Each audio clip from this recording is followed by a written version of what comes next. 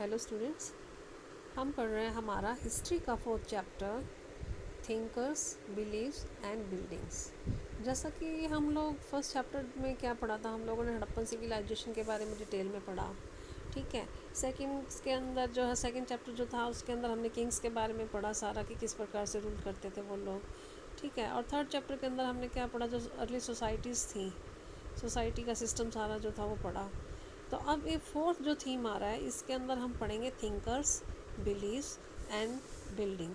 अब थिंकर्स कौन थे, जो उस समय के जो थिंकर्स थे वो क्या सोचते थे, कि किस प्रकार के क्या उनके विचार होते थे और किस प्रकार से वो अपने विचारों को सोसाइटी के सामने रखते थे। ठीक है, और जो बिल्डिंग्स हैं, बिल्डिंग्स किस प्रकार की, जैसे स्तूप वगैरह हुआ करते थे उस समय।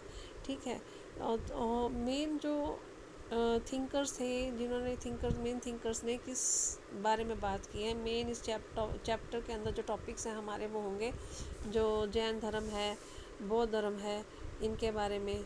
ठीक है, और थोड़ा सांची स्तूप जो है उसके बारे में स्टार्टिंग से हम पढ़ेंगे। तो अब हम इस चैप्टर को पढ़ना शुरू करते हैं। तो in this chapter we shall go on a long journey across the 1,000 years to read about the philosophers and their attempts to understand the world they inhabited. अब इस जो चैप्टर के अंदर लगभग जो है हम 1,000 साल की, जो कि लगभग 600 BCE से लेके जो 600 जो सेंचुरी तक का जो टाइम पीरियड है उसके बारे में हम बात करेंगे, जो जर्नी है वो बात करेंगे। कि किस प्रकार से जो इसके अंदर जो फिलोसफर्स थे उन्होंने अपने जो विचार हैं, जो बिलीव्स हैं वो दिए, और किस प्रकार से सोसाइटी को समझा उन्होंने जहाँ पर कि वो रहते थे। We will also see how their ideas were compiled as oral and written. हम ये भी देखेंगे किस प्रकार से जो उन थिंकर्स के जो आइडियाज़ थे उनको कंपाइल किया जाता था, कि चाहे वो लिख कर चाहे वो ओरल, मतलब कि उनके जो आइडियाज़ थे वो कंपाइल किए जाते थे रिटन टेक्स्ट में, चाहे हो as well as express in architecture and sculptures. और साथ ही साथ वो आर्किटेक्चर में भी उसकी झलक देखने को मिलती थी, और स्कल्पचर जो भी होते थे उनके अंदर भी उनकी जो झलक है वो देखने को मिलती थी।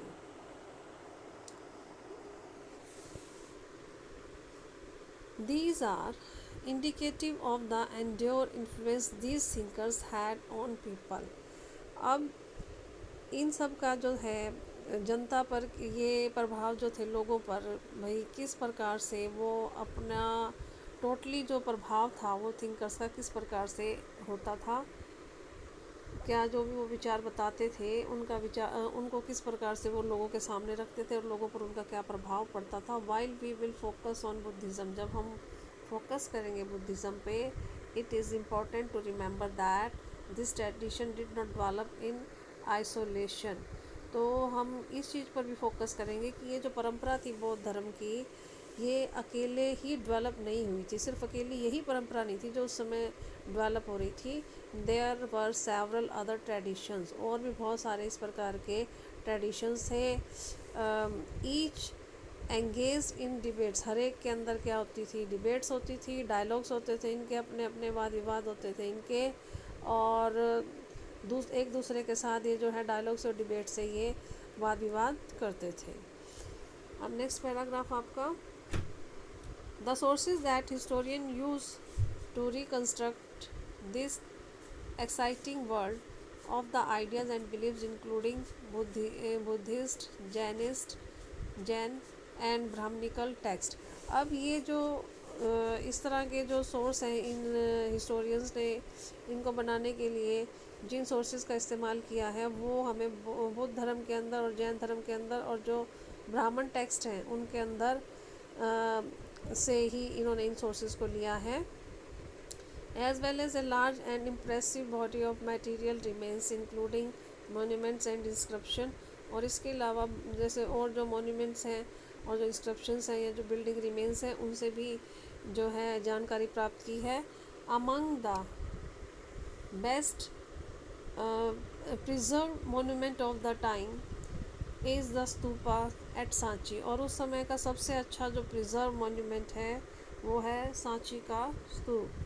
ठीक है, which is the major focus in this chapter, जिसके ऊपर की बहुत ही मेजर जो है ध्यान दिया गया है।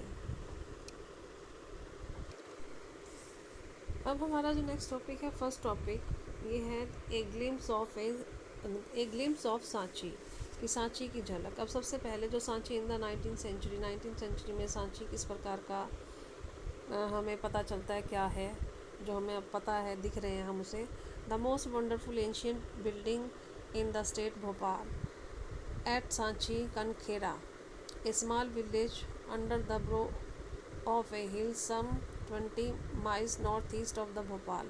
अब एक जो कनखेड़ा नाम की जगह है, सांची कनखेड़ा, जो कि एक गांव है, जो कि हिल से लगभग 20 मील दूर नॉर्थ ईस्ट जो भोपाल है वहाँ पर है।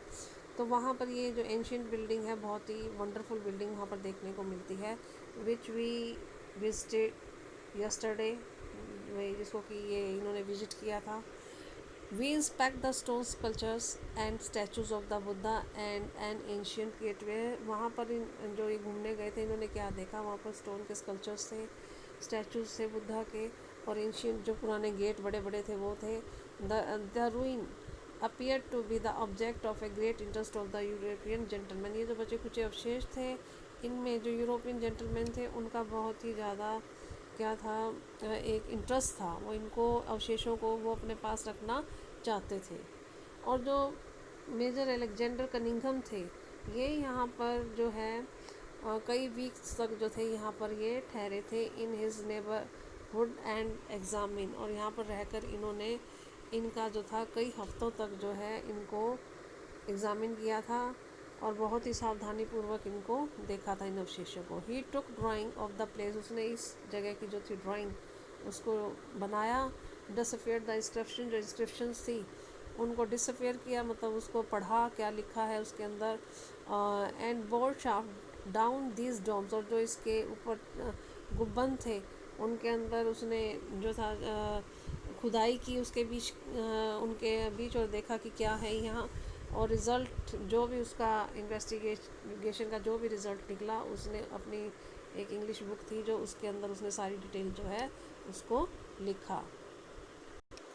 अब पेज नंबर 83 पर क्या बताया गया है, यहाँ पर स्टार्टिंग जो हमारा चैप्टर यहाँ से स्टार्ट हो रहा है, उसके अंदर बताया गया कि 19th सेंचुरी के अंदर, 19th सेंचुरी की बात की जा रही है, European were very interested in the stupa at Sanchi. जो सांची का जो स्तूप है उसके लिए जो यूरोपियंस हैं वो बहुत ही इंटरेस्टेड थे। In fact the French sought Shahjahan Begum's permission to take away, और जो ये बेगम थी जिसका नाम यहाँ पर बताया गया शाहजहां बेगम, उससे उन्होंने परमिशन भी लेने की कोशिश की कि जो ईस्टर्न गेटवे है उसको हम अपने साथ ले जाएं, which was the best preserve, जिसको कि अच्छे तरीके से प्रिजर्व करके रखा गया था, to displayed in museum in France. भाई इसको, वो उनका कहना था कि हम फ्रांस के अंदर जो है इसको म्यूज़ियम के अंदर रखेंगे, डिस्प्ले करेंगे। फॉर अ वाइल सम, और ठीक उसी समय इंग्लिश मैन जो थे वो भी चाहते थे ठीक इसी तरह से, but fortunately both the French and English were satisfied with the carefully prepared plaster cast copy.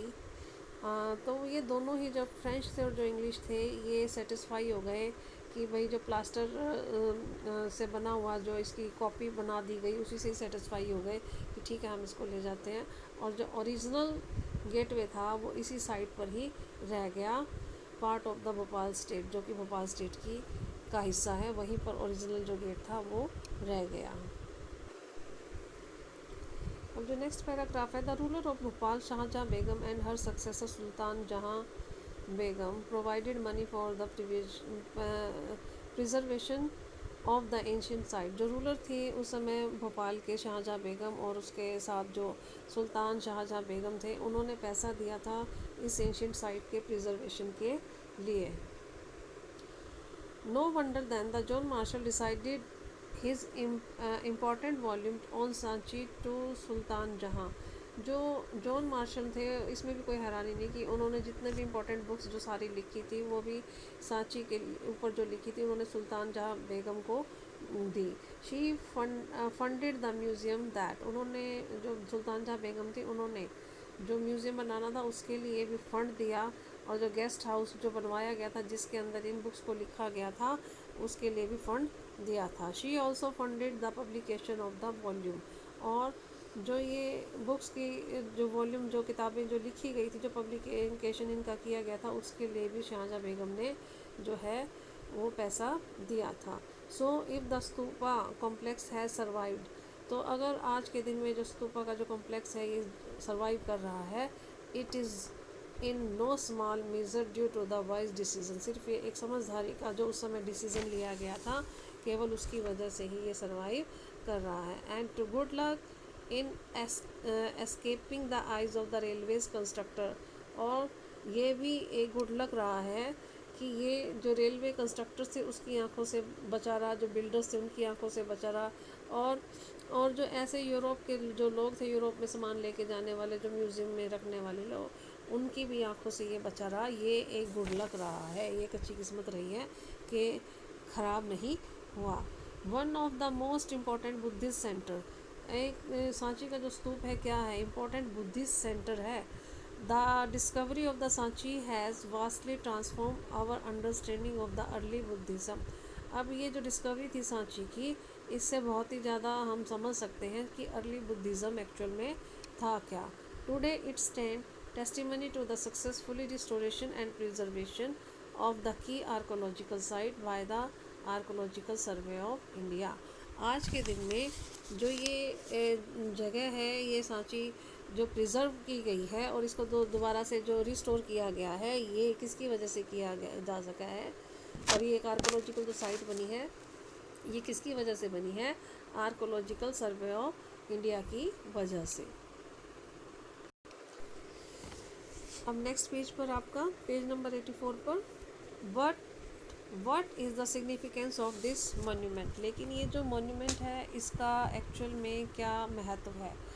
Why was the mount build and what did it contain, ये जो माउंट जो बनाया गया है, जो गोल सा गुंबद माउंट सा बनाया गया है, ये क्यों बनाया गया है और इसके अंदर किस चीज़ को रखा गया है। Why is there a stone railing around, और इसके चारों तरफ पत्थर की एक रेलिंग क्यों बनाई गई है। हु बिल्ड द कॉम्प्लेक्स और पेड फॉर इट्स कंस्ट्रक्शन, किसने इसको बनवाया था और किसने इसके कंस्ट्रक्शन के लिए जो पैसा है वो दिया था। व्हेन वॉज इज डिस्कवर, कब इसको खोजा गया।